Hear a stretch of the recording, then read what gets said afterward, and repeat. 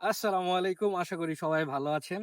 তো আজকে আপনাদের সাথে আমি একটা মজার ঘটনা শেয়ার করব আমার বন্ধুর দাদার। তো আমার বন্ধুর দাদা হচ্ছে যে এলাকার মুরুব্বি মানুষ। সেহেতু উনি এলাকাতে যে প্রোগ্রামগুলা হয়, বিয়ের অনুষ্ঠানগুলো হয়, সব অনুষ্ঠানেই উনি আরকি দাওয়াত পায়। তো এইরকম সব অনুষ্ঠানে দাওয়াত পায়, উনি দাওয়াতেও যায়। তো দাওয়াতে যাওয়ার পর খাওয়া-দাওয়া শেষ করে কোনো না কোনো সমস্যা ওই প্রোগ্রামের ধরেই। যেমন ধরেন লবণ কম হইছে, খাবার ঠিক হয় নাই, খাবার এই সমস্যা, ওই সমস্যা। তো এলাকার মধ্যে একটা চেয়ারম্যান ছিল। তো চেয়ারম্যান চিন্তা করলো আচ্ছা ঠিক আছে। ও যেহেতু সব খাবারের মধ্যে, সব বিয়ের মধ্যে এইরকম ভুল ধরে, তাইলে হচ্ছে যে ওরে আমার বাসায় দাওয়াত দিব। তো উনার ছেলের বিয়েতে উনাকে দাওয়াত দিছে। তো উনি গেল খাওয়া-দাওয়া খাইতে।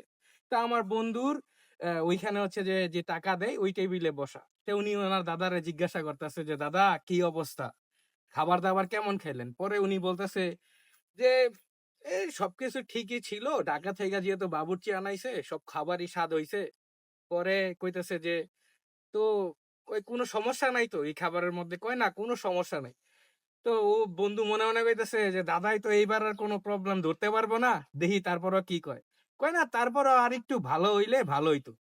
তো আসলে ঘটনা হচ্ছে কি যে এইরকম এরিয়াতে আমার বন্ধুর বন্ধুর দাদার মতো সব এরিয়াতে ১ জন ২ জন লোক থাকে যারা হচ্ছে যে কোনো প্রোগ্রামে গেলে দোষ ধরবেই তারা।